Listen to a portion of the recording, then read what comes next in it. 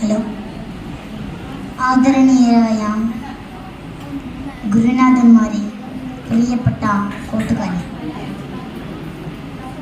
Sub ജില്ലാ കലോത്സവ വേദിയിൽ എൻ്റെ കേരളം നവകേരളം എന്ന വിഷയമാണ് ഞാൻ സംസാരിക്കുന്നത്.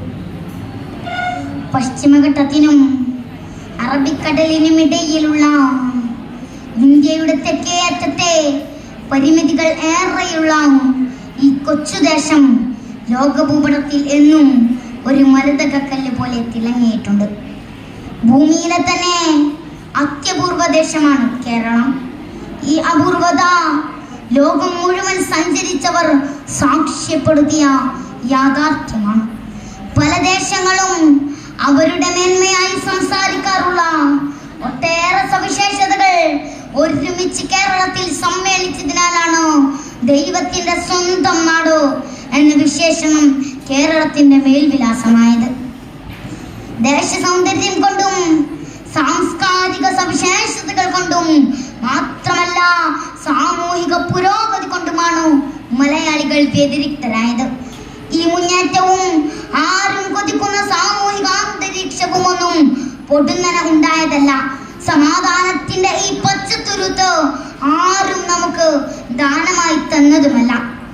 ഇരുട്ടിലാണ്ട് കിടന്ന ഒരു ഭൂതകാലം ഉണ്ടായിരുന്നു നമുക്ക്. അയിത്തവും തൊട്ടുകൂടായ്മയും സാമൂഹികമായ ഉച്ചനീചത്വങ്ങളും അന്ധവിശ്വാസങ്ങളുമൊക്കെ ജനജീവിതം ദുസ്സഹമാക്കിയ ഒരു ഇരുണ്ട കാലം.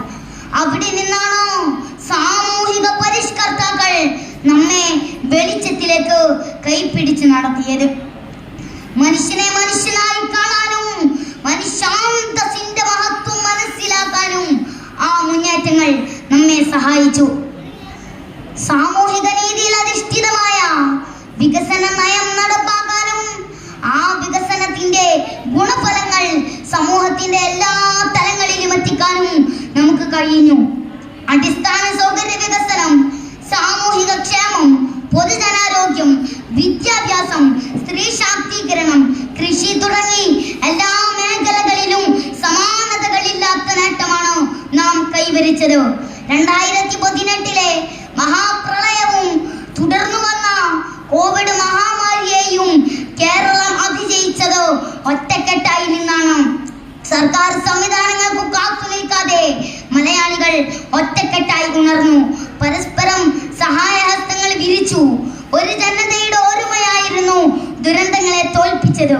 ഈ ഒരുമ കണ്ട് ലോകമൊന്നടങ്കം കേരളത്തെ വാഴ്ത്തുകയും മലയാളികളെ വാനോളം പുകഴ്ത്തുകയും ചെയ്തു.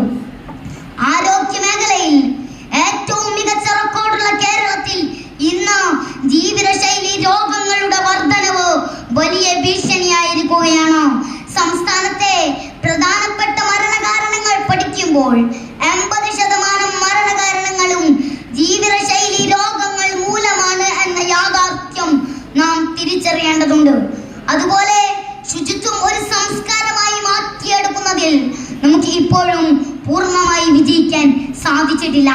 ജനസംഖ്യാ വർധനവിനും നഗരവൽക്കരണത്തിനും അനുസൃതമായി മലയാളി സാമൂഹിക ശുചിത്വത്തിന് കാണിക്കുന്ന അലംഭാവം പകർച്ചവ്യാധികളുടെ കടന്നുവരവിനുള്ള പ്രധാന കാരണമാണ്.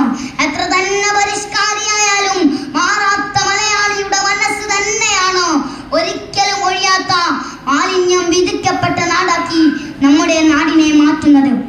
മാലിന്യം ഉൽപ്പാദിപ്പിക്കുന്നവന് തന്നെയാണ് അതിന്റെ സംസ്കരണത്തിന്റെ ഉത്തരവാദിത്വമുള്ളത് എന്ന ബോധ്യത്തിലേക്ക് മലയാളി എത്തേണ്ടതുണ്ട്. സർക്കാർ പ്രഖ്യാപിച്ച ഹരിത കേരളം, ആർദ്രം തുടങ്ങിയ പദ്ധതികളെ പൊതുജനങ്ങളുടെ സഹകരണത്തോടെയും പങ്കാളിത്തത്തോടെയും വിജയിപ്പിക്കാൻ നമുക്ക് സാധിക്കേണ്ടതുണ്ട്. സാമൂഹികമായ ബോധവൽക്കരണത്തിലൂടെ സാക്ഷരതാ പ്രസ്ഥാനത്തിലും ജനകീയാസൂത്രണത്തിലും ഫലപ്രദമെന്ന് നാം തെളിയിച്ച ജനകീയമായ ഇടപെടലാണ് ഹരിതാപമായ ആരോഗ്യമുള്ള കേരളത്തെ കെട്ടിപ്പടുക്കാൻ നമുക്ക് ആവശ്യം. പ്രതിസന്ധികളെയും പോരായ്മകളെയും സമർത്ഥമായി മറികടന്ന് മുന്നേറുന്ന പരിഷ്കൃത സമൂഹമായി മാറുമ്പോഴാണ് നവകേരളത്തിന്റെ സൃഷ്ടിപ്പ് സാധ്യമാകുന്നത്. ഭാരതമെന്ന് കേട്ടാൽ അഭിമാനപൂരിതമാവണ്ണ മന്ദരംഗം. കേരളം എന്ന് കേട്ടാലോ തിളക്കണം ചോര നമുക്ക് ഞരമ്പുകളിൽ എന്ന വള്ളത്തോളിന്റെ വരികൾ നമുക്കെന്നും പ്രചോദനമാകണമെന്ന് പറഞ്ഞുകൊണ്ട് ഞാൻ ഉപസംഹരിക്കട്ടെ. നന്ദി, നമസ്കാരം.